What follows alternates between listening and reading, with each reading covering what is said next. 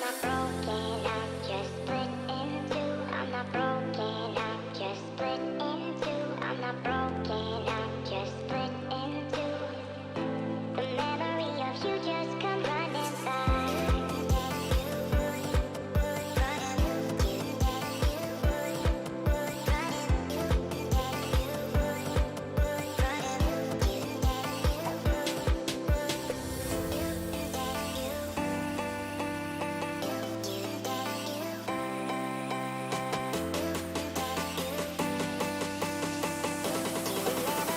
You just come running back. Memory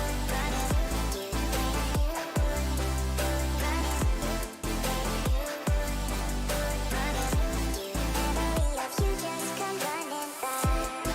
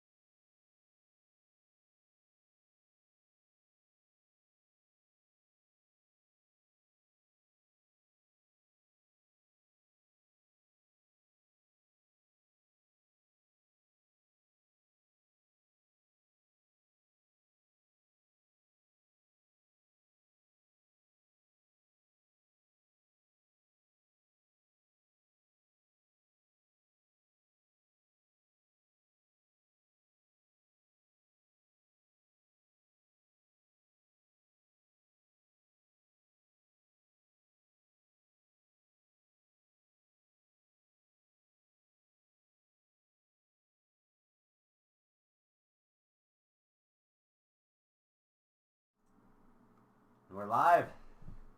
What's up? Oh, hello. We are live. Evening, everybody. Uh, this is the BIA Gamecast, Brothers in Arms. We changed up just a little bit things. Hope you guys like how it looks, and we're gonna continue to be trying to improve. What's up? Oh, hello. We are live. Yes, we are. We got music in the waiting screen and did a different overlay, but it's good to be here. It's good to be here to talk games, and we got some fire topics for the night, and we're going to go over all these topics in depth, just minding your thoughts and speculation on what's going on in the gaming community. It's going to be awesome. So, Yeah, I'm I so want to excited. start it off. Look forward to it. Yeah, you want to start it off, Crazy Mate? Yeah. So, first we're gonna be talking about GameStop. I'm pretty sure it's wide known. The majority of people know what's going on with GameStop, and its stock is skyrocketing up. We won't get into the weeds of why that is, but we're here to talk about games and gaming related, and what this means for GameStop. I think it's good. There's light on GameStop right now. Let's talk about it. Let's talk about what made GameStop so big in the first place. And what they need to do or should do or could do from here on out. Well, first off, we're going to go over some history of GameStop, how they kind of got as big as they were, and the decline of GameStop as well, and then what's been going on recently with GameStop and where we see them going. I mean, GameStop started out, as a smaller company in the 90s, started out as Babbage's and got bought by the person who got bought out by a company, and they kind of kept their Babbage's name for a while, and merged with another company, but they still Softworks Incorporated or whatever, the software store. But in the early 2000s, they actually formed as GameStop, and with the launch of like the Xbox 360, the DS, and the PlayStation 3, and the Wii, it just kind of got big. And first, they didn't even do like they didn't do as much novelty items as they do now, but that's because they've had to try to pick up the slack with the novelty items when the discs. They're trying to sell games and buying and selling games and selling used games, and that's not doing so hot for them. So yeah, I mean, what's Yeah, it going on with them is pretty crazy. hasn't been very hot for him for a while. You get digital into digital, and more people get into digital and digital libraries. It's like they don't have their games to even trade in, and they're not buying any disc games. So just a lot of it's what its core business model was is kind of irrelevant now. It's not going to help them, and we've seen that, and then we've seen them try to do things here and there, but nothing really that's been good enough to stick or get them going in the right direction. Like, well, the former head of Nintendo of America a few years ago had joined up on the board for GameStop, and but is that going it's to just change anything though? well, They've got to make that was a drastic while changes. ago, dude. That happened in like 2019, so it's not nothing's really come of it, and it's not something that I kind of want to get into what's up with their stock. I know we talk a little bit about their history, but I want to preface why we're even talking about them in the first place, because last week their stock shot up into the roof, right? So it was pretty low, I mean, they've been in a steady decline, and when the consoles came out, their stock went up a little bit, but what was it? What were they at before this happened? Crazy mate. I think they were in the single digits, $6 to $8, and they're saying it's supposed to be at like $14 to $16 when these new consoles came out. But that's where they were, and they've shot up. It's crazy what people are doing. So they got to a high of about $480 to $490 last week before they buying and selling the stocks got regulated a little more, specifically for GameStop. But that's a $500 almost per share. That's not worth it in my opinion for GameStop. I mean, they've been in steady decline, and I think customers nowadays being more educated than ever before. They don't want to sell a game for like $5 and then watch it be sold to another customer for like $40. It's not something that people want to see, and they Yeah, they're that not is they haven't true. been happy with GameStop. That kind of model right there is we're going to sell you. We're gonna have you sell us your game for cheap dirt, and then get good profit off of it. And then you could do store credit or something like that. It doesn't sound very nice, It's like, no, I'll keep it, or I'll sell it to somebody else, full price online. I don't need you. Yeah, and we see, like, I'm all digital for the most part. I mean, I have a Series S. I still have my One X, but I don't play it much. I just like the convenience of digital games. There isn't even GameStop super close to where we live, a few hours away, but Even for me, it's like where I have a 2-3 games in my drawers just sitting there.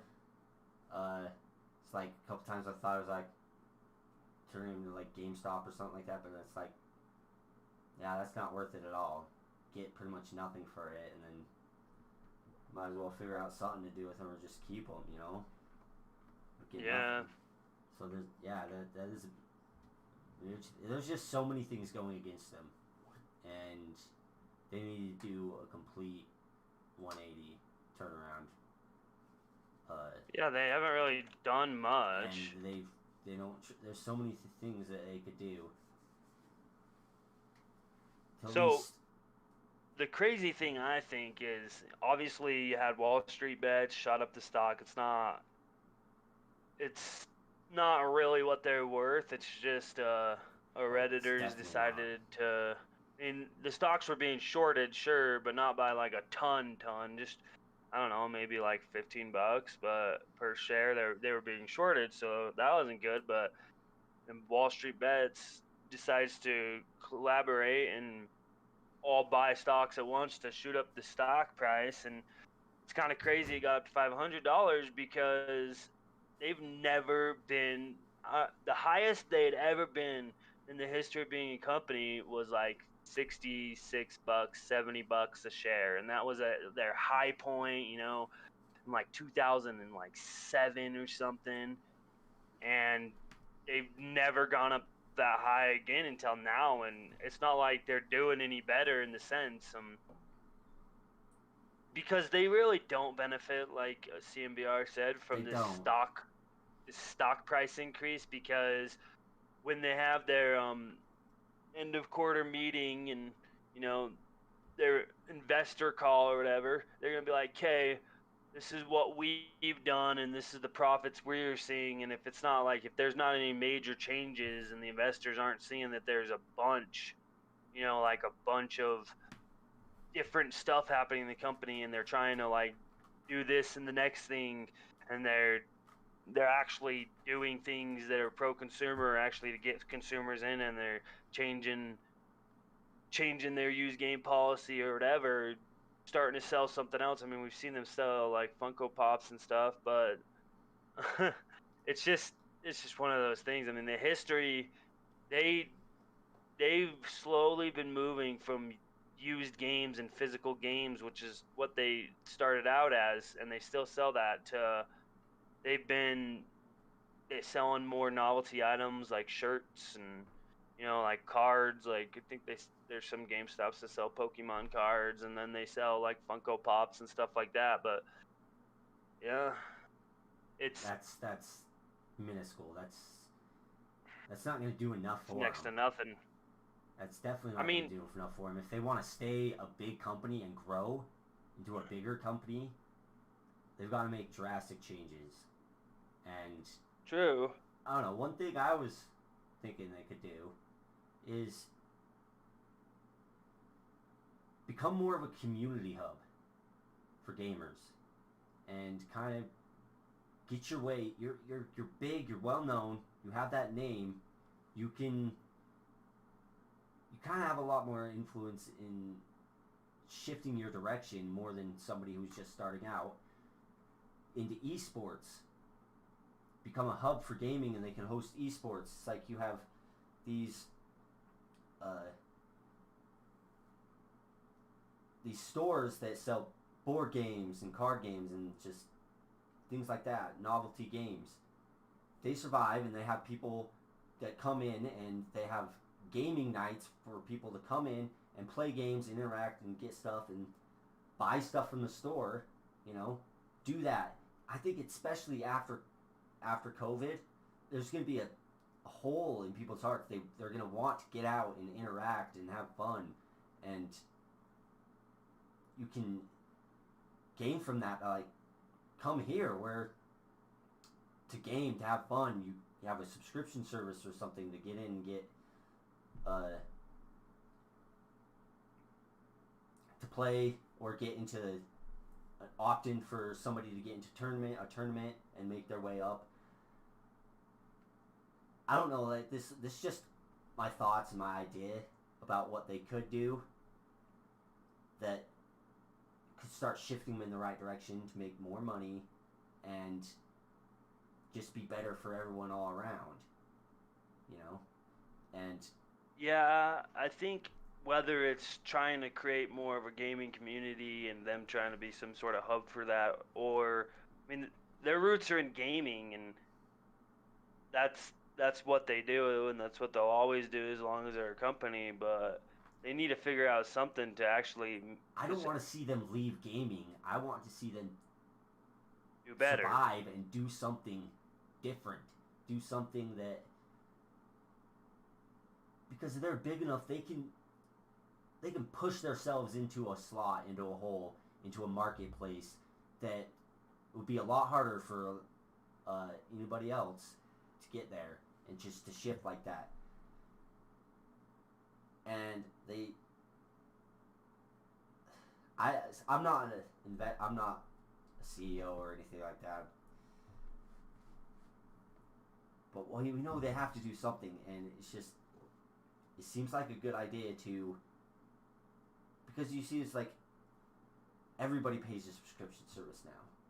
You know, you have I don't know if Redbox still is doing very great, but stuff like that when there's subscription service for Game Pass or whatever, and we know they've kind of buddy with Microsoft, and they could even do that to where you know help promote Xbox or just Game Pass or be a part of it or a partner in that and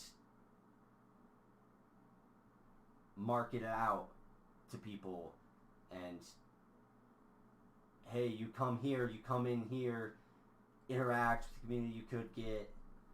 You could win free Game Pass, free month subscription to Game Pass or something like that. I don't know. Just something to make them more known, more out there, and not just so minuscule and just there's lots of shops like that.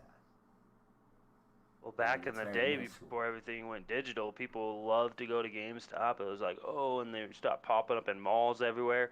And it's just one of those things where after the digital frenzy, you know, like it started with the Xbox 360 and the 8th generation of consoles. Well, 7th and 8th generation of consoles and then they never really upped their e-commerce very well. I mean, they did a little bit, but they always were relying on people to come in the stores, buy physical discs, you know, sell Yeah, you their see that throughout used discs. gaming history. You have like arcades, you know, people would come in and commune around the arcade and stuff, and it's an exciting moment, and it's a lot of great things from people's childhoods, you know, and then when gaming stores just go, we all rush to get our console or a new game's coming out, we all meet in line, and that interacting with other gamers, that I don't want that to True. go away, and I really think that they could do something. They have they're a big enough company, they have the name to kind of push into that and create another staple of you come here, gaming fans come here and interact with people, have fun, and because they're everywhere, and it's for simple people, but people that don't have a ton of money, people that can't go to these E3s or these massive events that they have, that they can still come to like a GameStop and have a community gaming night or day or whatever to get that gaming community kind of back together and give that the great memories of getting together with other gamers and talking and having fun and laughing and just I don't want to see that go away, and I think they could really do something to get back in that space, and that's what they need to do is they need to get people in their stores interacting because that's how you get them a reason to go there that's not to buy something. A lot of the times they will leave and have bought something. True. I mean, So you see, you you're get having people fun, in you're the thinking about store games. and That's they're what enjoying they need to get themselves and people they see in the something to store. buy. That's it. That's plain and simple. How they could get people in the store and then impulse buying and stuff like that. Oh, I'm super sad. I'm looking at games and just someone can bring their kids to and have fun, or a gamer could bring their kids to a GameStop and they could have fun with other kids, and while you talk to other gamers, I don't know. I don't want to see Yeah, I that don't go know. away. They The gaming definitely need to do community is something. just we're so isolated now, and it just sucks. Yeah, there's something to be said. I mean, we game online a lot. I mean, people game online a lot, and they're with their friends and they make friends online. But as far as like actually people standing in line for like consoles or standing in line for midnight launches, you know, going and mingling together about games, you know, and having fun. It's not something that happens near as much when it comes to video games. But I don't know. I thought this would be an interesting topic to talk about, but I think we should move on to the next topic. I mean, GameStop will probably come up to the news again soon. I don't know when. Wait, one more thing. Imagine a big game is launching. Like cyber, let's say we're back. It's COVID just Didn't happen. Didn't happen. I wish. CD Projekt Red releases Cyberpunk 2077. GameStop has a event that showcases that game. They kind of have, and the person or a couple people could win a free copy of the game. And you have a business partner with CD Projekt Red. That could get someone to come there. If you have a big game that they could win, or some other prizes, to go there and play games, and it's just in your local area, so many people would kill to do that. True. I mean, this is all saying like if COVID didn't happen or if COVID were to end. Even in the future. But we live in this world with COVID, so we got to deal with it, and they got to deal with it, and they have to live through it. So it's finding a way. Like, they should have upped their e-commerce a long time ago. They should have started selling things on their site mainly and shut down stores around they already shut down a ton of stores, but it was kind of too late because it was just because they were in a decline, but it wasn't because they were getting more profit in, obviously. So if they were up in their e-commerce, shutting down more physical stores back in the past, I mean, people like to go buy games, sure. I mean, midnight launches aren't really a thing. But it's like people are moving away from that. People are moving towards digital, and they have to move with the trend or create a new trend, like you're saying, and then things will move from there. But it's either they move with trends that are already there, or they create a new trend and things can move on. But yeah, we got a lot of topics tonight, and GameStop was kind of a bits and bytes a little bit. I mean, it's just interesting so it happened because, I mean, it's sitting there. Let's see where it's hovering right now. We got GameStop sitting at like $92, so it's going back down, and it's still too high for what it should be. I mean, $16 probably is what I'm thinking a share. I mean, and if they can up themselves and do better, I don't know. I hope so. I don't want to see them go away.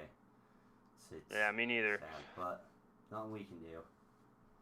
But yeah. Anyways, this 2021 has been off to a crazy start. I mean, we've had a few games come out, and we've had some crazy news and some stuff happening, like the GameStop thing, with the stock rising and everything. But I want to get into like what games are coming out this year and what we can look forward to. Maybe like talk about a couple games that did come out. I mean, we're not very far in; we're only a month in, but there's quite a few games that are scheduled to come out this year, so if you don't mind, I'll just go ahead and start listing off some of the games and talking about them, you know? Yeah. Go ahead, bro. So yeah, we got obviously the Medium just came out. I'm playing that. It's pretty good. I mean, we had a hit games, exclusive Xbox games, or just we'll just start with games coming out. It doesn't have to be in any exclusives necessarily, but we just had the Medium come out, and that's been good and fun. And we had Hitman 3. I mean, as far as the month of January goes, there hasn't been any massive games to come out. I mean, there's been Galgun returns on the Nintendo Switch. I know there was a little bit of something going on where Xbox was going to publish their game, but they as well, you know, like not publish, but allow it on their storefront and have it on their store and on their platform, but they didn't. It's a rail shooter, and Cyber Shadow, we got some platformers like that have come out, and the biking game MXGP came out for the PS5 as a racing game, and you had Ride 4, another racing game, came out for PS5, Xbox Series X. That's the Ride series by Milestone. Not a massive month. What's your thoughts on the month and what we've seen so far in the month of January? Does this seem like light for a month of January in your opinion, or what do you think? Do you think we should see more games? Or I like the Medium. Hitman 3 was a good one. I don't know. It's like there's two good ones right there. some other small ones. We just got done with January. I think having two new games, it seems good. It seems nice to me. It's better than going with like one or just none. I don't know. Does there a game release like every month? There's games released every month, every year, dude, in different platforms between PC, Nintendo, Xbox, We have a PlayStation. lot of those other ones, but the big two. Well, there's mixed. Some people said they don't really care for the medium. But ceilings on We're that. gonna But talk Hitman about that 3, next week. yeah, we'll talk about that next week. But Hitman 3 here, people are loving it. So Oh I'd yeah, say that's you doing get a great. game that blows up, that's popular, that people love. That's always good. Yeah, there was one that I forgot to mention. That was the Yakuza Remastered Collection or whatever, and that one also came out at the end of this month. So it's got all the Yakuzas remastered, or a few of them at least, and it came out for Windows 10 and Xbox One. So that's pretty cool there. All right. I don't really have too much to say about January. I mean, it seems to me like kind of a light January. I mean, we usually don't see a ton of games, but I mean, just with the whole COVID and everything, games been pushed out. I know the Medium was supposed to come out in December and got pushed, and Hitman 3, they didn't delay the game as far as I know, but that one came out on the 20th and it was really good. But then Yakuza, that one's getting. We had the Yakuza game last year with Like a Dragon. That one was good. So, I mean, there's more stuff and more games coming out throughout the year. I mean, like we're looking at Ratchet and Clank. I'm wondering when that's gonna come out. I mean, that one looks really good. It's coming out on the PS5 and Ratchet and Clank Rift Apart. That's going to be true next gen exclusive, I believe. Yeah, That one looks good, doesn't it? yeah. Ratchet and Clank, it does. It looks fun and uh, fast pace. Fast pace. The teleporting. I haven't like seen a ton on it, but I remember playing old Ratchet and Clanks. Yeah. Yeah. Uh, we've got other stuff coming out. What else is there? There's Well, if we want to talk Scorn. specifically PlayStation exclusives for the moment, because we know PlayStation's actually got a pretty jam-packed year, it seems like. Then we'll jump into some Xbox exclusives, and then we'll talk about Switch, all right? Sounds good. So, Destruction All-Stars is a game that's coming out for the PlayStation 4 and 5, and that's supposed to come out in February. That's an interesting premise on that one. That one's a vehicular combat, so it's kind of like Rocket League almost, but it's a little bit different than that. So that one seems fun. I mean, Deathloop's supposed to come out in May.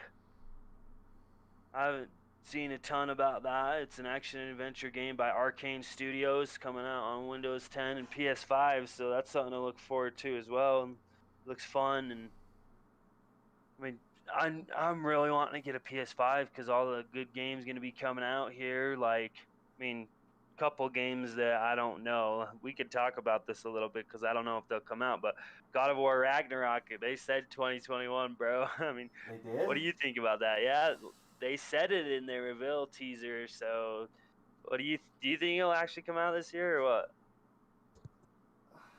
PlayStation did that. I don't know. It might. It very well might.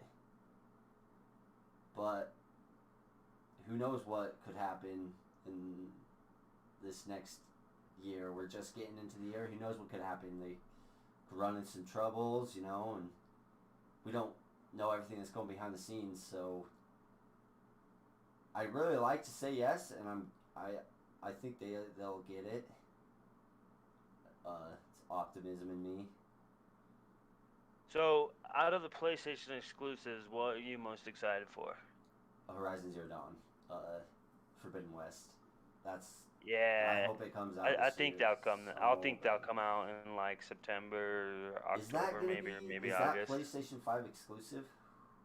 As far I think it actually might be coming to the PS4 as well. So I Ooh, that's wouldn't awesome. count on That's that good. one being a PS5 That's exclusive, good. but a PlayStation exclusive for sure. Well, that means I can play it. I wish they just. No, they're not gonna do this. At least not for now. Just release their games day one on PC. Huh. Yeah, we could make a whole topic about that. Yeah. I Yeah. don't know, man. I mean, I just wish. I think it's gonna be a little while till that happens. Yeah, it's gonna be a bit. I know, but as long as we see it, that would be nice. Definitely be nice. Ooh, another one that was in the news is MLB The Show. That's coming out in April, April Yeah, exactly. 20th. It's MLB The Show 21, and it's actually the first time MLB The Show is going to be on Xbox for at least the House Marquee. That's coming out in April. I know a lot of people, a lot of PlayStation fans are excited for Eternal. I mean, it's a PlayStation 5 exclusive, so unless I can snag a PS5, then I won't be playing that until I can. So, I mean, that's one of the games I was really excited for if I was to get a PS5 for the upcoming games. There's Returnal. That one sounds really fun. I mean, that's that's an exclusive, but it's not like a big name exclusive like God of War, Horizon Zero Dawn, or Gran Turismo. We got Gran Turismo 7 coming out in late 2021. I don't know when, maybe August. I don't know.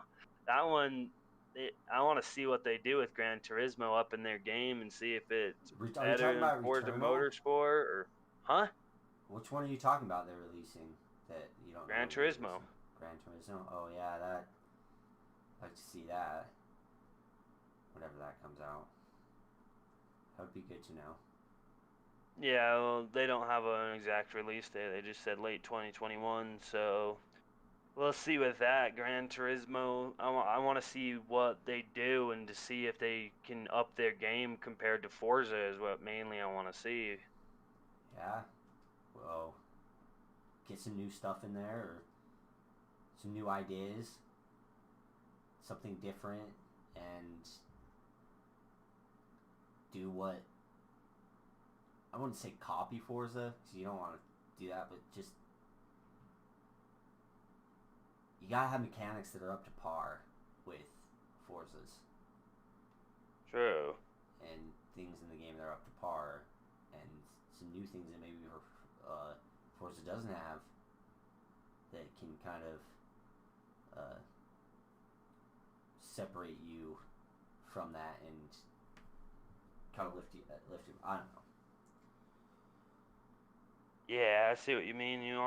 We want something a little different, but competition's good and everything. That's a that's a game coming out. I mean, it was at the reveal show in June, so Gran Turismo was showing off there. Not really any gameplay, but still. We have Stray as a indie game coming out in June. You're a stray cat in this futuristic city, and it seems a little bit interesting, but that's just an indie game, and I don't think it's going to be too big. One thing, one. One thing I wanted to talk about was Kina, Bridge of Spirits. Watching that caught my interest. That actually looks really good to me, and I do have a PS4 now. Thanks, bro.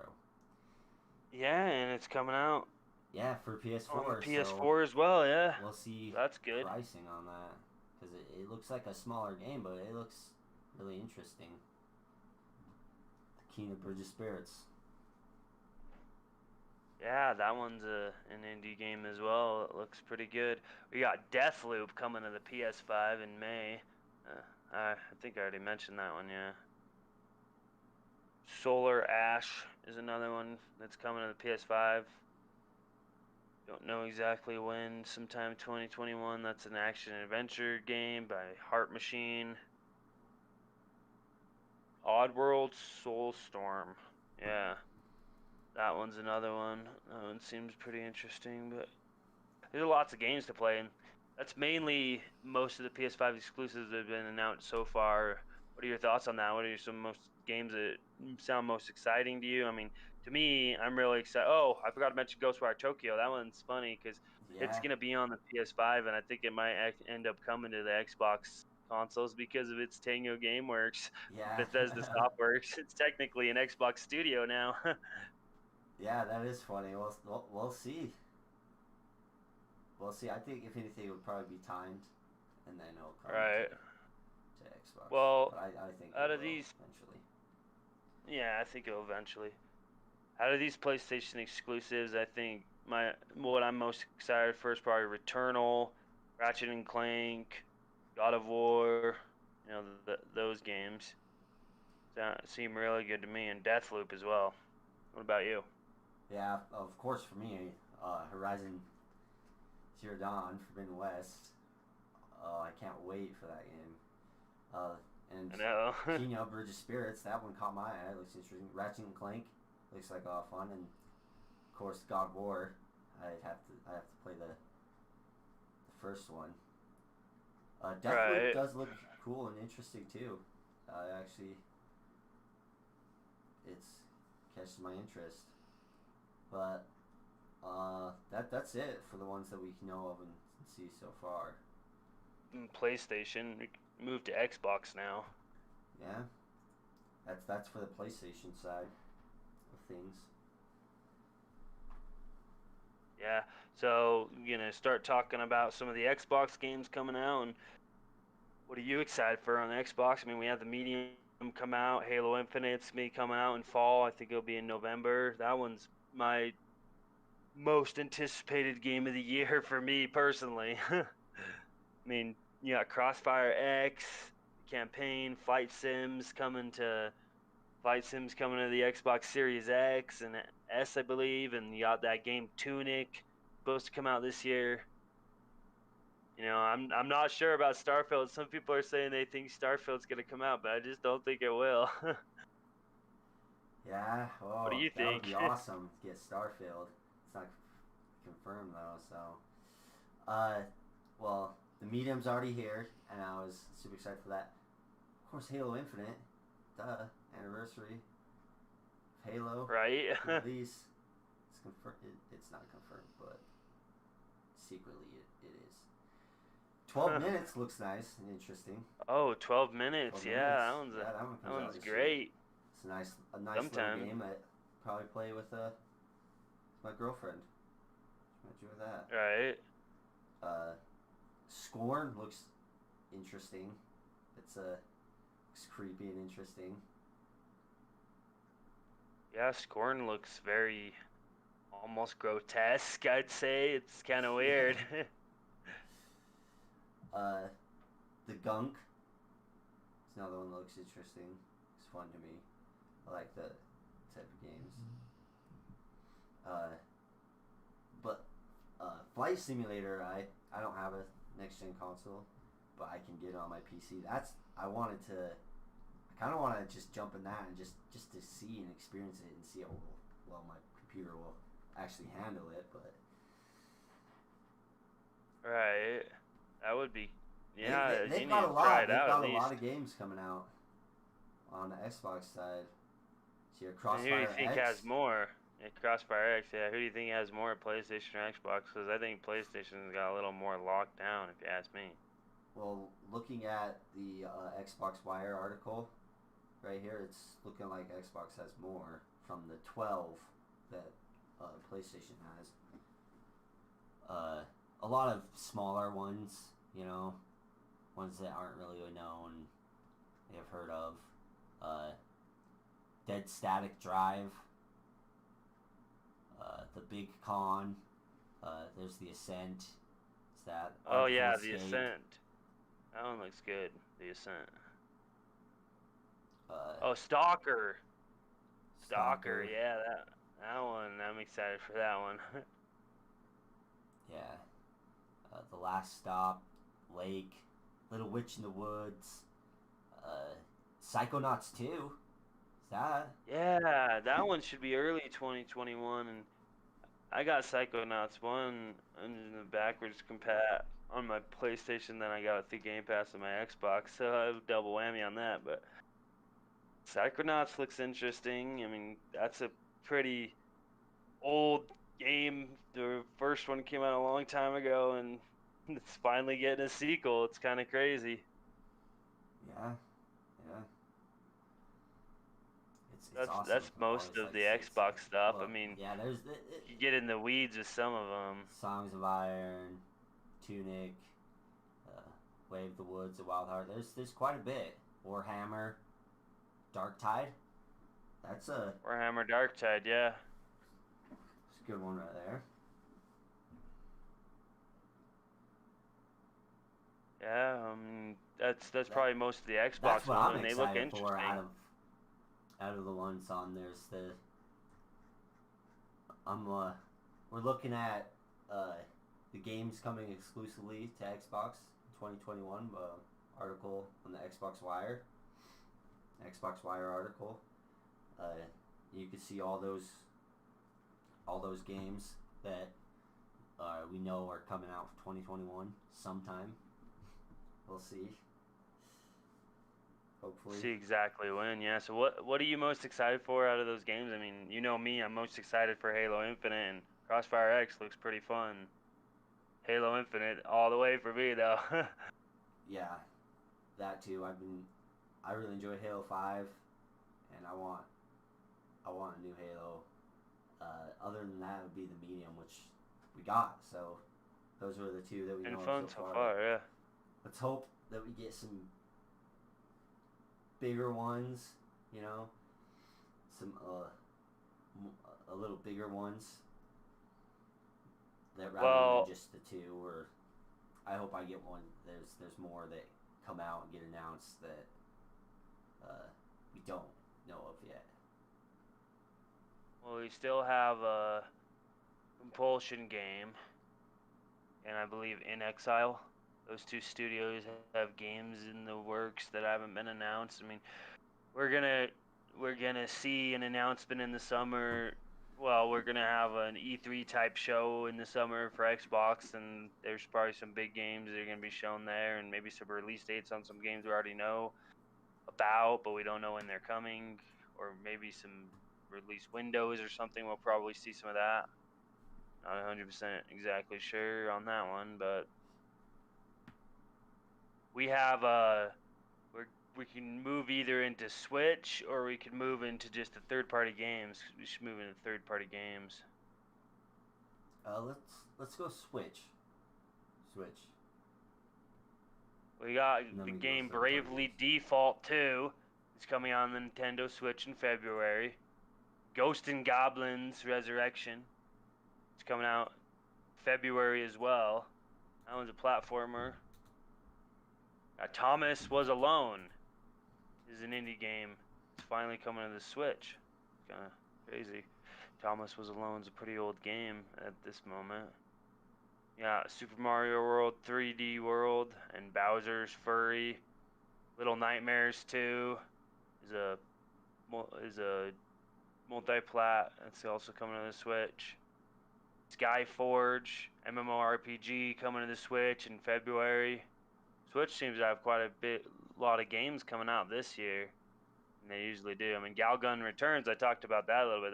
That seems a little bit interesting, but I don't know if it's my type of game. That's a rail shooter. To the Switch? Huh? Subnautica? It's Subnautica Below Zero? That's a... Yeah. It's bigger on the PC. Wow, Switch is getting everything. They're just piling it up. Anything they can will fit. Oh, here's a game I want to talk about that comes out on the Switch: the Monster Hunter Rise. Yeah, and Monster Hunter. Because that's only going to come out on Switch. I mean, that's an action role playing game by Capcom. I mean, it's in the Monster Hunter world, and it's coming to the Nintendo Switch and as an exclusive. Monster Hunter Rise. I'm interested to see what that game's about. Like, how it's gonna be different from Monster Hunter World, or if it's just gonna be, I don't know, you know. Yeah, it is interesting. Uh, Here's a one question though. Do you think Breath of the Wild is gonna come out this year? Breath of the Wild 2? Yeah, another Breath of the I Wild. don't know, man. I don't think so. Honestly, don't think it'll come out this year. Maybe next year. Yeah. Well, What do you think? I don't know. It could. It could. That would be awesome. To see. But Right? I want them to release a Switch 2.0, kind of a little more beefy. Switch Pro, yeah. Switch Pro. Yeah, Switch Pro, a little more beefy hardware. That would be nice. So multi-plat games. Now, the Resident Evil game, we talked about this last week or the week before.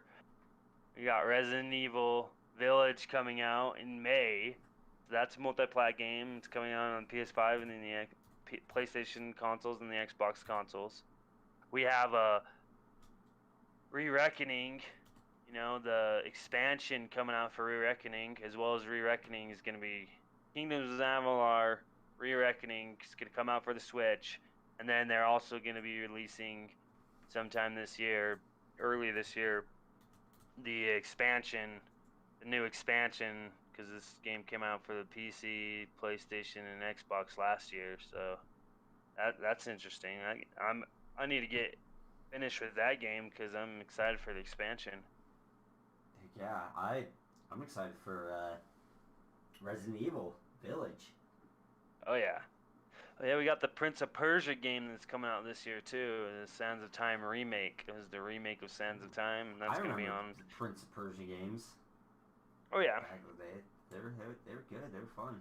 I like seeing older games kind of come back and get a little more revived, and you know, you look back at how they used to be and how much they change and grow, and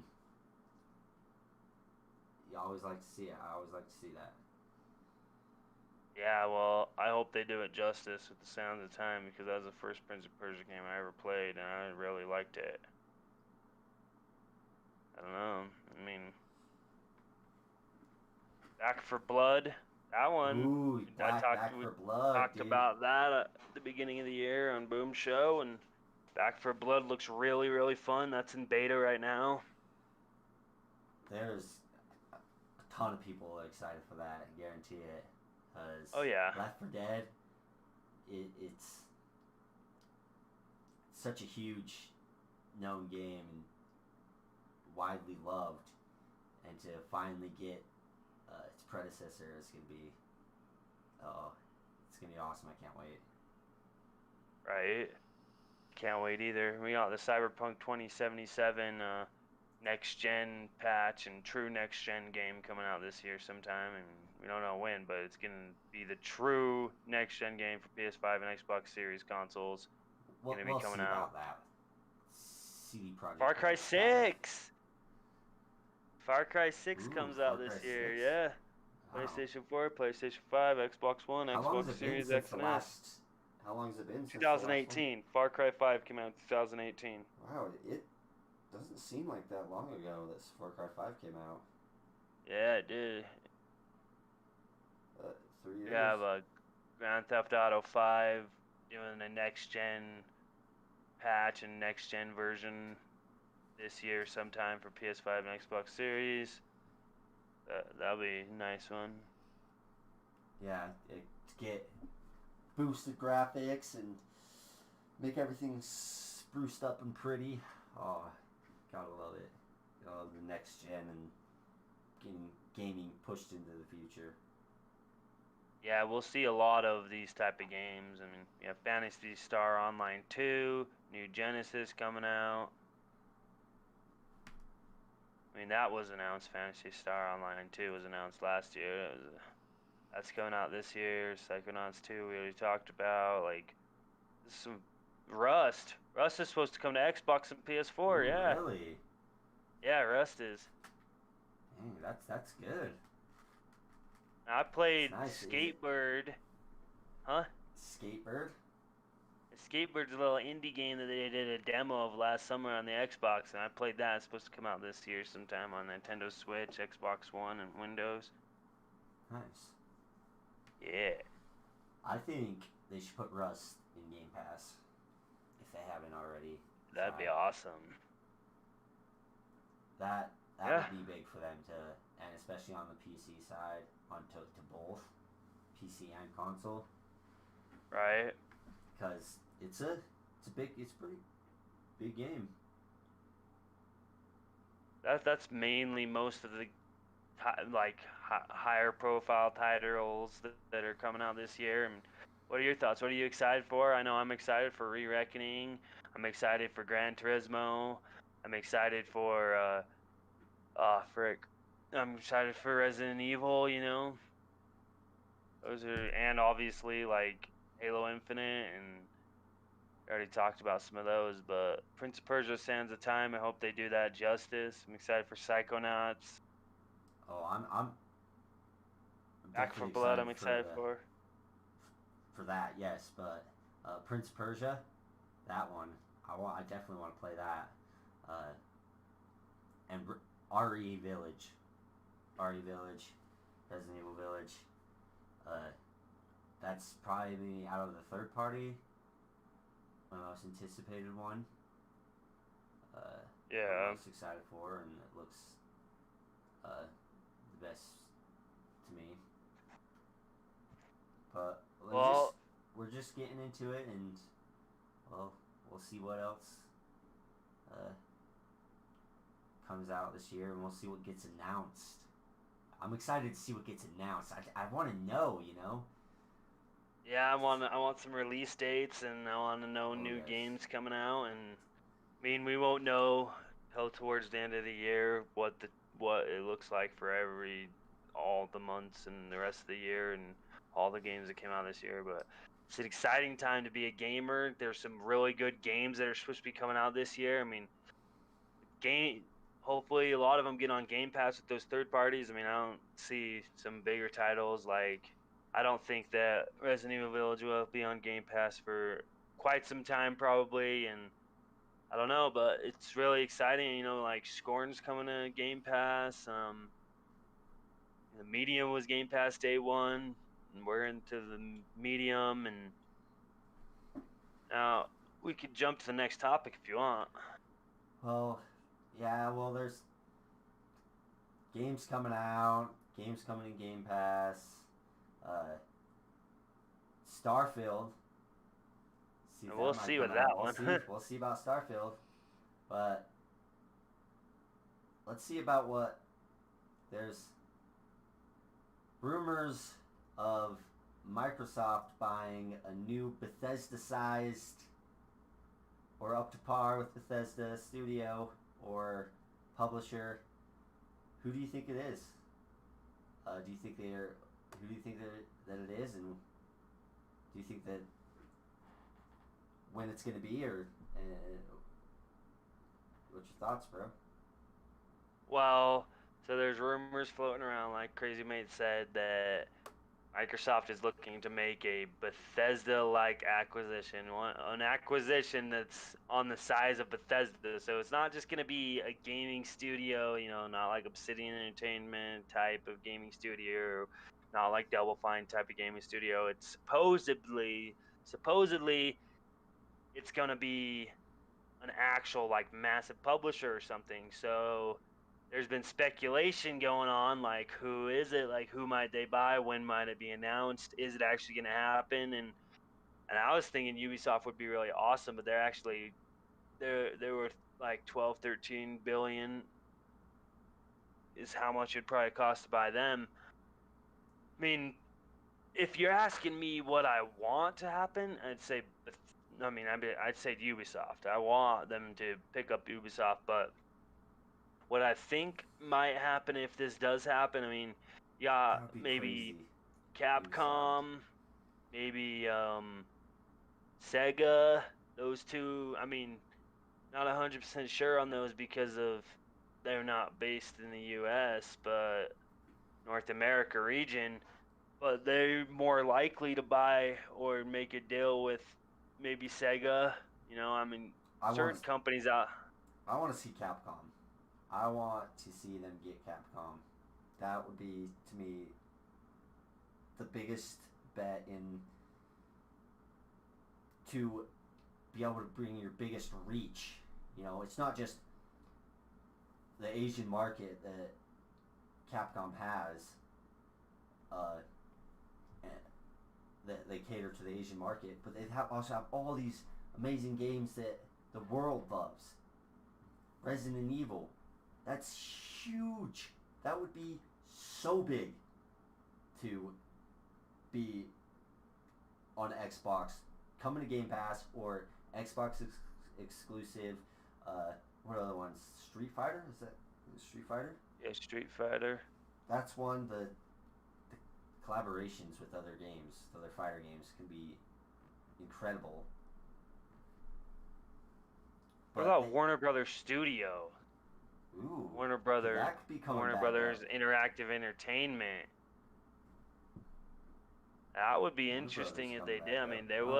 was talks last year about them. It So there was was. some talks going on last year about the possibility of Microsoft purchasing Warner Brothers Interactive Entertainment, and that didn't end up happening, and no one ended up purchasing them. But looks like AT&T might still want to sell. Who knows? I mean, that would be a big one. I mean, with that one's a little hard because a lot of the IP Warner Brothers has isn't actually they wouldn't be buying IP with it. That's that's licensed out IP. So I mean, we'd get Mortal Kombat. That'd be an IP that Microsoft would get through Warner Brothers Interactive Entertainment. But other than that, not much. I mean, so that's one. Any other thoughts on what it might be or could be? Well, Ubisoft would be interesting. I like I said, I want it to be Capcom. I think that would be the best, the the best bet for Microsoft. Uh, would be Capcom, in my personal opinion. But Ubisoft would be huge because you got Assassin's Creed right there, just in Assassin's Creed. That's a huge game, widely known. Uh, Square Enix, or is that one a little bit smaller? Square Enix, dude. That I did not see that happening. Square Enix is pretty massive, and I think if anyone was ever to buy out Square Enix, it'd probably be PlayStation. But I don't think PlayStation has the money for it. Square Enix is a pretty massive company, and they release quite a lot of the games, and you have the Final Fantasy franchise, Yeah, you know, Square Enix would be. Kingdom Hearts franchise. We could just speculate on this all day, all night. We could speculate, and it's fun to speculate. Uh, but it's gonna be Capcom. It's gonna be Capcom. It's gonna be Capcom. It has to be Capcom. I think it's gonna be Sega, maybe, or Ubisoft. I mean, I don't even know for sure whether they are gonna do a buyout, but apparently it's either gonna be announced at the end of this year, the beginning of next year. It could very well happen, right?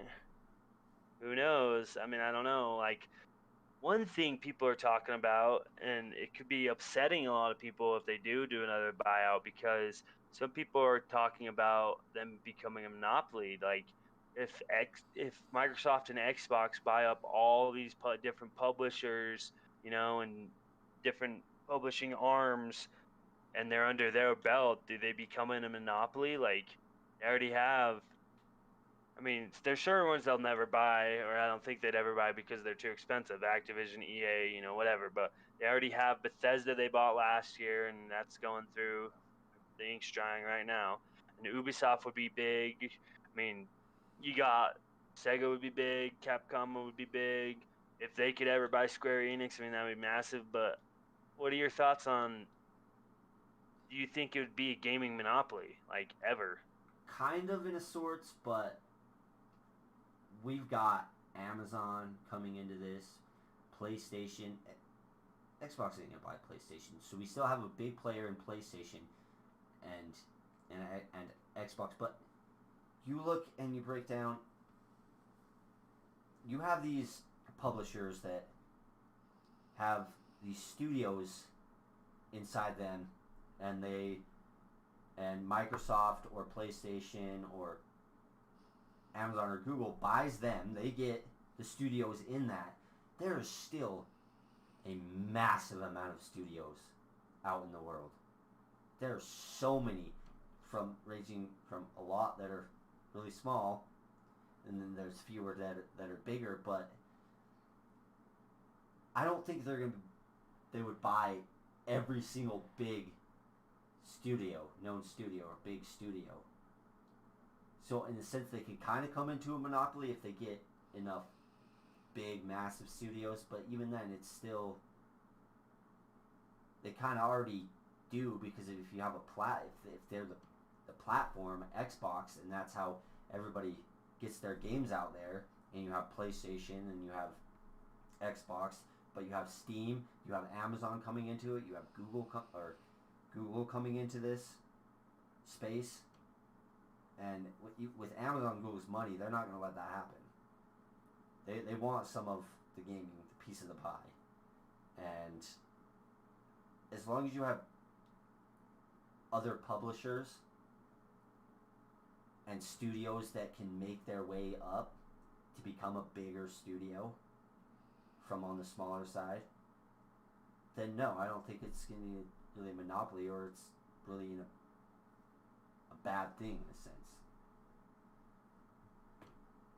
Yeah, I'm a little unsure. I mean, I think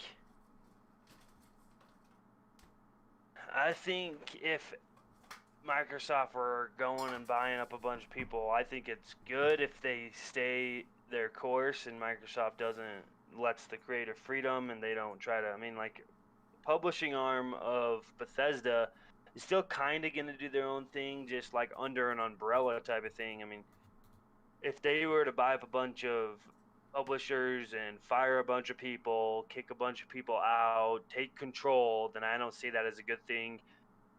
But that's not really what we're talking about necessarily. I mean, the gaming monopoly, that the thought I had about that comes more from, like, well, if they buy up a bunch of publishers, then they have a bunch of IP.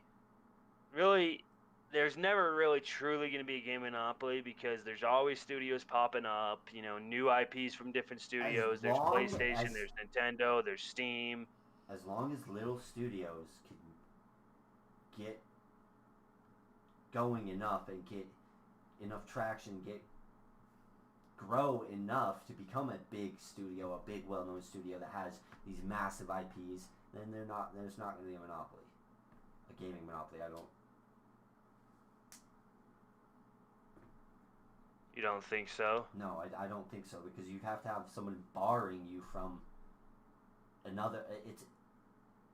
from entering in that kind of space thing, because you have all these other bigger publishers and bigger platforms that are coming up, like Amazon, Google. You already have PlayStation. They're not going anywhere. PlayStation's not going to go anywhere. And then there's Xbox. You got Steam on the PC side, and other ones. See, if they buy up all these publishers. Now, if you start buying up like Steam and PlayStation, Xbox. Yeah, that's where a monopoly would start happening. If you get that's Steam, definitely PlayStation, to where the only way you can get your game out there is through us. And then it becomes a monopoly. I see what you're saying. It becomes a monopoly because they unrational prices and all that. Because it's just like, you're the only way that they can even make money, even get their game out there. Then that would be a monopoly. So we have Sega's got the Yakuza franchise. If they were to buy Sega, I'm kind of leaning towards Sega if it ends up happening. Either Sega or Ubisoft, maybe Capcom. But you got the Yakuza franchise, you got Sonic, you got Phantasy Star Online. I mean, they got these pachinki machines that I don't think they'd want to mess with. I mean, maybe they would not put that in the bid if they were to buy it. I don't know. They did kind of separate those two companies. Did separate. They did. Yeah, did they? I'm pretty sure they did separate. They're not like really branched linked. out, like different branches. Yeah, so I think if the Sega gaming would mark or uh, arm and branch would be bought, that would be completely separated off its own company in a sense. True. More like a subsidiary. Yeah. You got Ubisoft obviously has Valhalla. I mean, not Valhalla. Assassin's Creed. Yes, Assassin's Has Creed. Rainbow Six. Far Cry. Tom Clancy's series of games.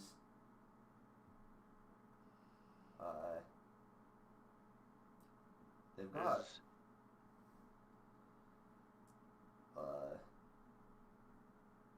yeah, well, there's quite a bit of games with Tom Clancy's with the Tom Clancy name. Rainbow Six, Tom Clancy's The Division, Rainbow Six Siege. Other one I can't quite remember the name of, but yeah, we got Rainbow Six Vegas. No, Rainbow Six Quarantine is gonna be coming out this year. Ooh, yeah, Rainbow Six really? Quarantine, yeah. Uh huh. Is that like a DLC or a completely new game? Oh, it's a new game, dude. Yeah, Rainbow Six Quarantine's a new game. Heck yeah. That's pretty crazy. I played quite a bit of Rainbow Six Siege with my friends, and it's a fun game. It's fun. You know, something that we didn't talk about that we could talk about, you know, Codemasters makes Dirt, right? Yeah. So it was in the news a little while ago that it looks like EA is buying up Codemasters. Pretty crazy. Yeah? Ooh, that is. Yeah, so EA bid to buy Codemasters, and they're going to be Codemasters Dirt 5. I didn't really hear too many other gaming podcasts talking about this, but Codemasters Dirt 5, they have the Dirt 5 series, they have the F1 series. Looks like EA had bid, and Codemasters board signed off on EA's bid, so EA is buying up Codemasters. That's cool. Yeah. I hope they don't screw them up. That's the scary thing from big publishers. For EA, yeah. Yeah, you screw up these smaller developers, and you change everything so drastically and so instantly. It seems that it shakes them to the core, and they can't recover. Right. And you don't want to see that. So let's hope this is a good thing, and it'll be better for all parties, for Codemasters, for EA, and for the gamers. Most importantly. Yeah, I hope so. We want good games. We want games. Good games. Creative games.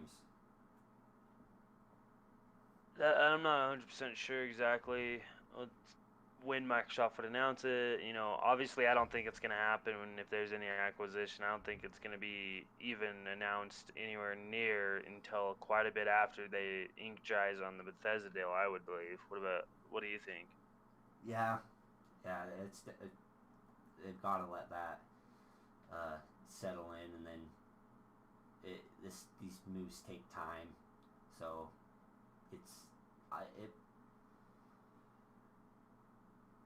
I'm hoping we hear something about it at the end of the year. I was hoping sooner, but if rumors are at the end of the year into next year, I want to know. I want to see these things, and I hope it's in this year, towards the end of the year. Have another big story come out, a big acquisition, just like last year. Maybe in like September or October, somewhere around there. Just repeat. Oh, we're gonna buy up a big studio every year and fall. Big publishing arm. Big publishing arm. Lots of IPs. So, I mean, we could keep going on and on about Microsoft, you know, buying up different, you know, studios for one, or publishing arms for another, and becoming a gaming monopoly. But CMBR actually bring up a really good point. Microsoft has the potential to become a monopoly and always kind of has, but they had the Department of Justice file a lawsuit against them for monopolizing back in like the year 2000, and ever since then they've kind of walked on eggshells in a way, just kind of like making sure they don't become a monopoly, because Department of Justice back in the day filed a lawsuit against them, so that's something. Yeah. I Yeah. don't think we ought to worry about that. Hope not. Right. And let's hope they keep their practices up of letting the developers that they trust, and they're not. I don't think they're gonna buy a developer that they don't really like trust. Have faith in. True. True. Keep giving them the creative freedom, because that's where you're gonna get your best games from. So, Microsoft may or may not have another massive acquisition, acquire another publisher or studio. We don't know. But there is one thing we do know. We do know Halo Infinite's going to come out this year, right? We know that.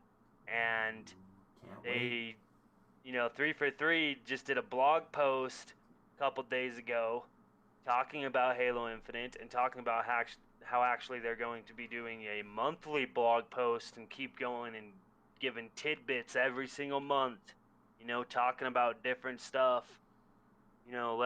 and flighting's not happening yet. They are still talking about flighting, but it's not happening yet. But I want to go over this as the next topic, talking about Inside Infinite, the blog post and on the Halo Waypoint, and what they talked about and what this means, what we think this means.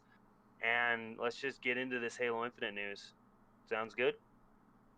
Yeah, you know more about it than I do. And I'll go with it. Take it away, bro. So, like I said, they're doing a monthly blog post for news on Halo Infinite, and they interviewed some of the Sandbox team from 343 Industries and talked about what their plans are and what's going on with the Sandbox in the game. So they did a lot of talking about the Sandbox, talked about different weapons, and they specifically talked about the shotgun, right? And how the shotgun has always kind of been the same in every single Halo game. And the play style has always kind of been the same, the same fire rate for the most part, the same design, same damage profile for the most part.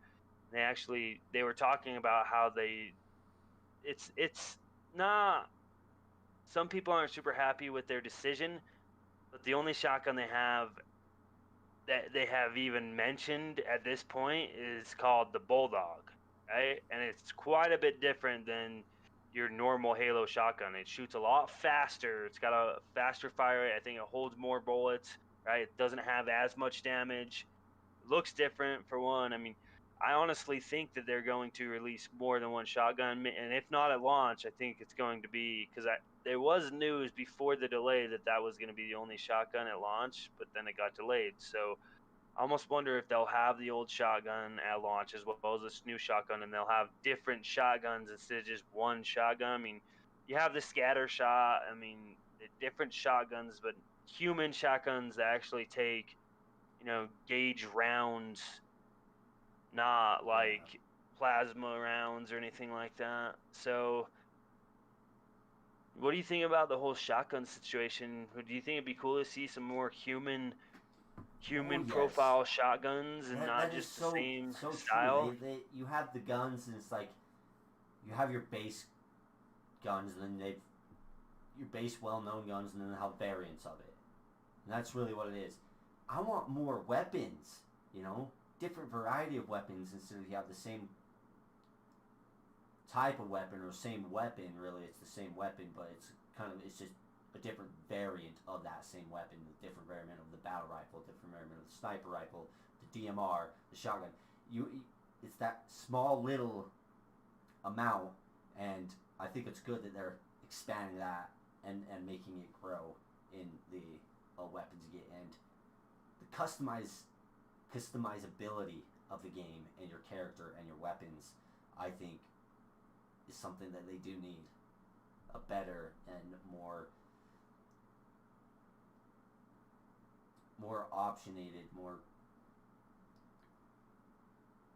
You more want more options with the options for weapons. customization and weapons, yes, and customization. But seeing more weapons, that excites me, because it's like, sure, you get into the normal Halo games before, it's like Halo 4, it's like kind of have the same weapons. Oh, there's nothing really new. And then 5, that's kind of, oh, you got cool variants, oh, that's cool. Getting into these new weapons and how they shoot and how they work and the way they look, it's going to be exciting, add another layer of excitement to it. Right. To the discovery process of the game and just the overall gameplay and time to get into it. Was like a lot more weapons, you spend a lot more time trying to get into each different weapon. Yes. And having more than just, I mean, we had in Halo 5, we had the scatter shot, which is a shotgun, Promethean shotgun, and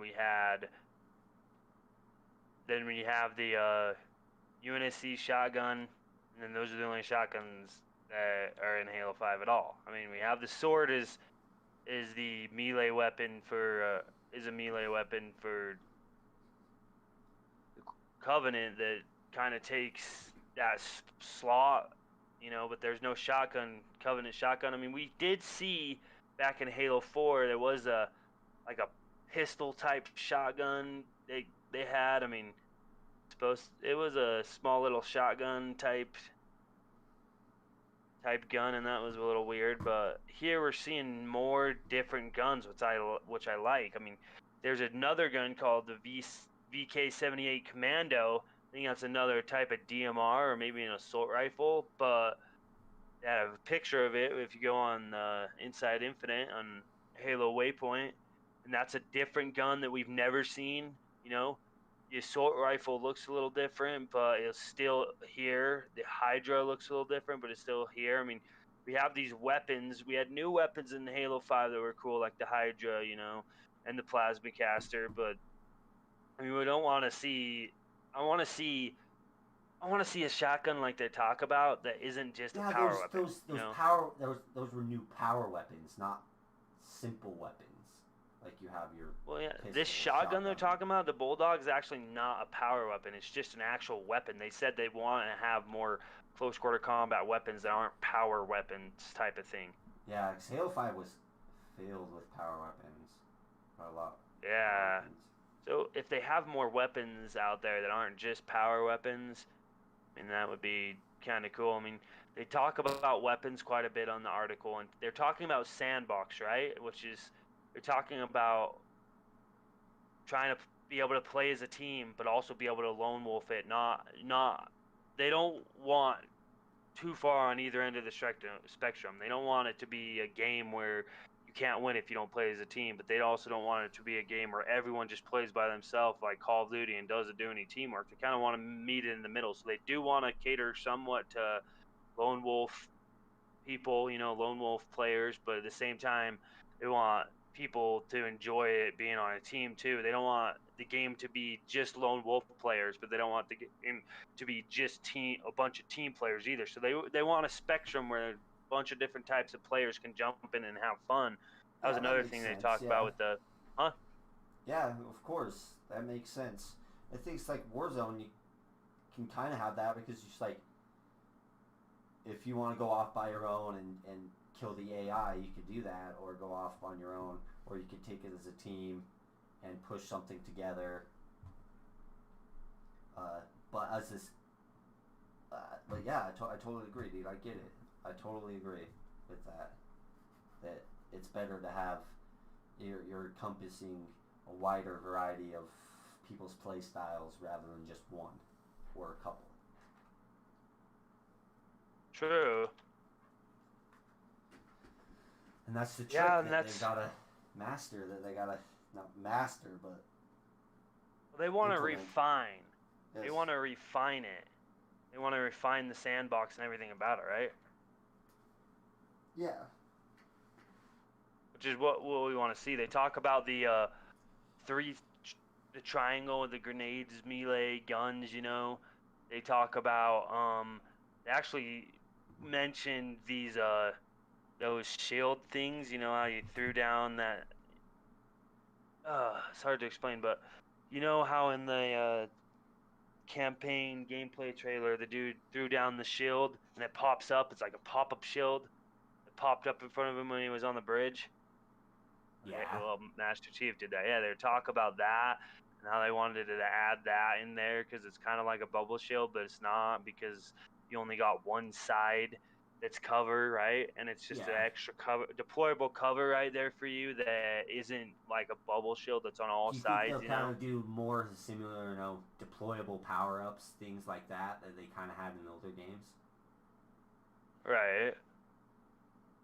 Stuff like that, kind of. They're talking about some elements from Halo 3, you know, kind of like deployable shield, you know, and a bunch of different stuff. I mean, there was the gun designs they were going over, talking about gun design and how it works in the sandbox and different types of guns. I mean, we kind of already went over that. I mean, and they talk about another thing that I thought was really awesome that they talked about was the grapple shot or whatever it's called.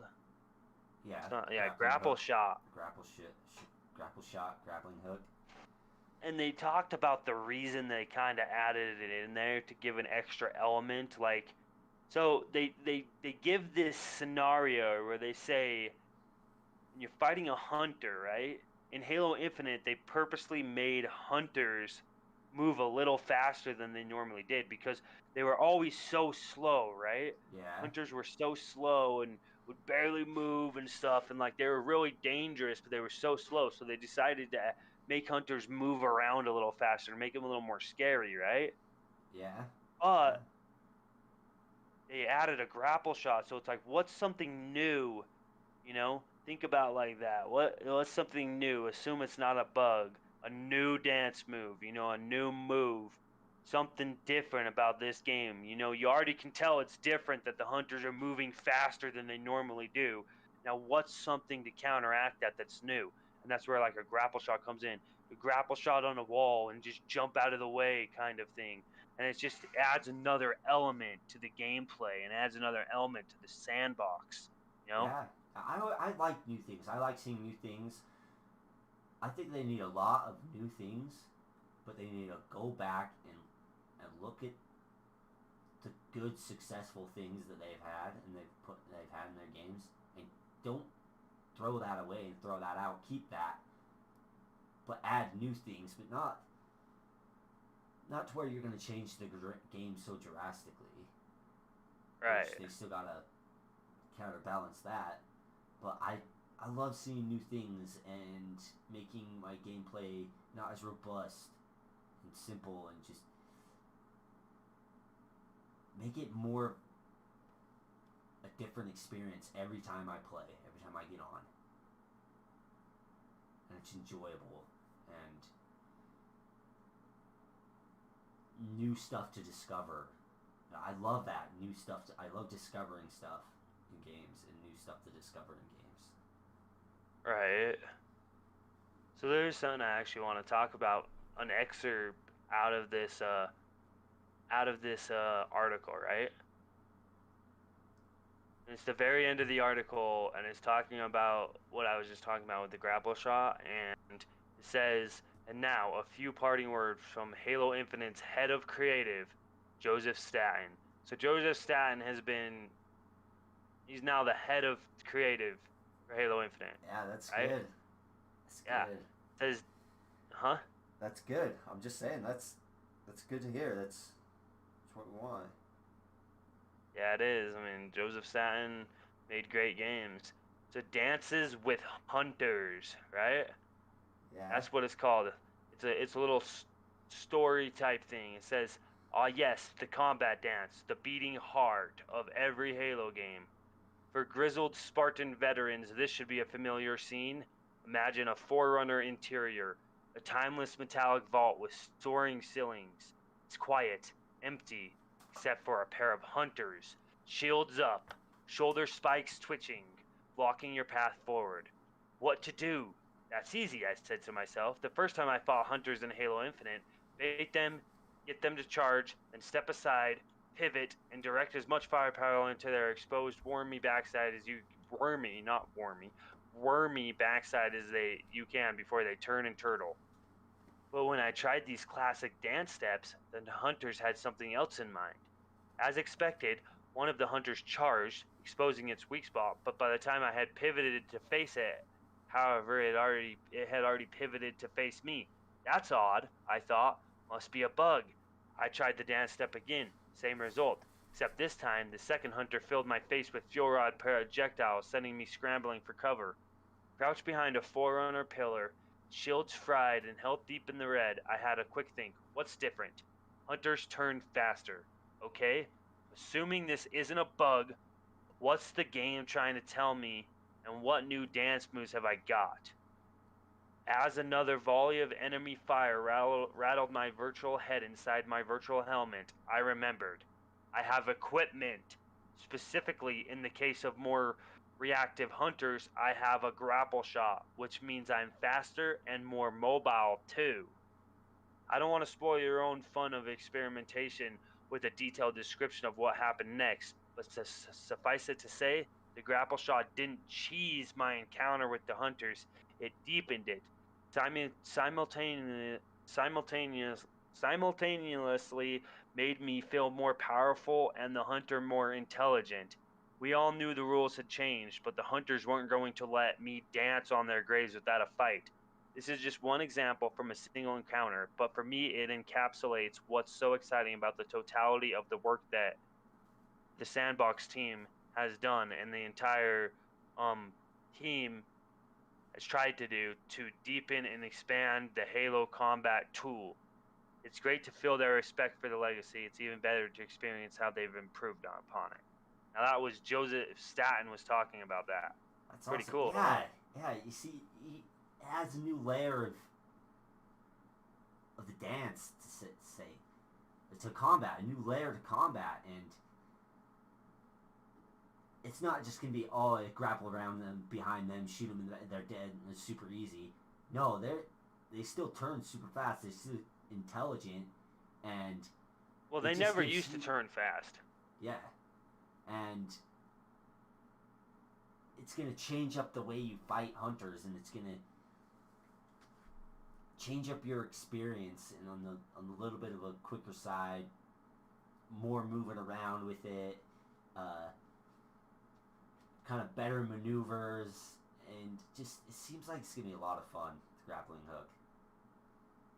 Yeah, and it does, and that's one of the things that I really got out of this article of the Inside Infinite article, that they're trying to do something different. It's not the same stuff. Like, they're changing up the weapons, they added new elements, they added a new gameplay element. I mean, I don't know if they'll have Spartan Charge. I hope they don't. I don't know if they'll have Ground Pound. I kind of hope they don't. I want them to have Sprint like they do. I want some cool stuff that they have. I think but they kind of have to keep like clambering. Yeah, I think they do. If you want new people that aren't newer gamers, that play like the Fortnite or play Call of Duty, where you can run. They don't even know of these older games where you couldn't even run in the older Halos. You couldn't run. And right. It would turn them off drastically to shift back to that. They cannot do that. Yeah, they can. They need to modernize Halo, but try to keep the roots there. Modernize it, but keep the roots there. And I like what they're doing with the different weapon designs and different types of weapons, and adding new weapons, and not having only one of the one shotgun, one human shotgun, one human DMR. They add different types of DMRs. It makes them feel like when you jump into a Call of Duty game, you don't just got one assault rifle, one DMR, one sniper rifle, one SMG. You got a lot of different ones to work with. They all play differently. They're not the Exactly, like, same. for the most part. They're not the same guns, even though they're the same type of gun. Like, when you jump at PUBG, you got the Vector, you got the UMP, you got the Bison, the PP Bison. You got all these different types of SMGs. You're not just stuck with just an SMG. I know in the old days, Halo had the SMG, it has, and they seem to do more experimenting with the, like, alien guns because there was all these different types of Promethean guns and Yeah, Covenant guns, but they wasn't doing a lot of experimenting um with the UNSC guns. yeah. Well, I want to see them do more for like all, and if they've got to have a good plan. If there's they haven't really stated it, but if they're saying that they want Halo Infinite to be worked on and grown for years on to come, Right. then they've got to have a good plan for that. They've got It's to. true.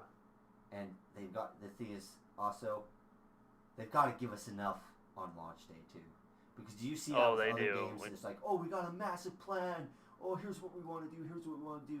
Here's what's going to be on release. What's going to be on release. It's a fraction, and then they don't kind of get everything that they promised on release, and then you have this massive scope that seems so incredibly amazing, but yet reality is when they first release their game, they've got next to nothing of what their scope was. So they've got to have enough day one content and enough to propel them into future updates and to keep people there for those future updates. True. They kind of do. And that's mainly, like, one of the things they do want to point out is, like, they get asked, so what does the sandbox team do, right? They say, we create weapons, vehicles, player mechanics, and systems that are intuitive and reward player mastery. We respect Halo's legacy by partnering with our players with the same honesty and integrity we use to craft our gameplay. Right? That's kind of what they do. I don't know. Yeah. I just thought it was a cool article, a good read. I mean, everyone should go read this, in my opinion. It's Inside Infinite on Halo Waypoint. It was published on the 28th of January. It goes over Sandbox mainly. That's pretty much it. Oh, But any more there's a things lot we to can talk learn about about in the Halo? Sandbox. I want to know. I want to know about Halo. I want to know Exactly, all the me things too. about all the games. Right? Well, we have one more topic, I believe. Yeah, a small one. It's Bleeding Edge is they're done supporting it. They're done rolling Yeah, out so updates for it. They've said that they'll keep the servers up, and so you'll still be able to play it, but there's going to be no more future updates, and they're done with it. And which to me, this kind of came out as a shock, because I thought it was going pretty good for him. Like, not a huge game, but it was it was a passion project, and they got it out there. They got it released. They got a community that really liked it and that would play it. But they didn't really know what they wanted to do with it. I don't think they thought they were going to get this far. And then they're just like, oh wow, what else do we do with this game? We didn't. So they're kind of going off, and they're going to be working on other things that, like Project Mara and Hellblade. But I hope if they get enough time to, I hope it doesn't go away forever, because yeah, it was just a side little passion project, but still, you had people that really liked it. You had people that bought it. You had people that would play it, and it's always a shitty thing when you see a game go away, a game that someone likes and plays, and it goes away. I'm glad that they're still keeping the servers up, but I hope they will come back to this, and that eventually it will get some more updates, and it's not just gone in the dust forever. Yeah, so they only had 3 major updates, right? And then they kind of stopped supporting it for the most part, and now they've announced that they're really done supporting it for now, right? And the game at one point had up to 25 people working on it. It was a passion project, and it wasn't received as well as they wanted it to. I mean, it's going up against Overwatch. It's an Overwatch style game, right? They released it at bad time too. Yeah, they That's released it another at a major bad thing time. that people, it affects them. It affects you. It does. That releasing it between 2 major games, it hurts you. It affects you, and it's somewhat of a death sentence. Yeah, they could have chose a better time to release the game. I mean, the game's not even a year old. The game's not even, it hasn't even been a year. It came out like last April or something, and they're already starting to not support the game, really. Like, I don't know. Yeah, Seems they kind of just. weird to me. I don't know if it was just Microsoft or Xbox coming in being like, hey, yeah, this isn't really working out. You're gonna have to shut this down and move on to something that's can actually do better. I don't know, True. or I don't know if they were just like, we didn't think we are gonna get this far. We didn't really have a plan past this point. We don't know what to do. We'll just come back to it later. I don't know what happened, but That could be sad it. to It see. really could be. I mean, there isn't a lot to talk about on this Bleeding Edge thing. Ninja Theory, you know, working on it, and it was a passion project. They released it last year. They're deciding to not really support the game anymore. Not any new content. I'm sure they'll still fix any type of bugs or they'll do patches if needed and when needed, and there'll be some sort of support for the game, but it's not anything content wise, and you can't really look forward to Server support. much. Its servers are up, and the servers can be supported, but that's it. Yeah, pretty much it. So, I mean, that was the last topic for the night. I mean, Yeah, besides talking about what we're gonna play and what we have been playing.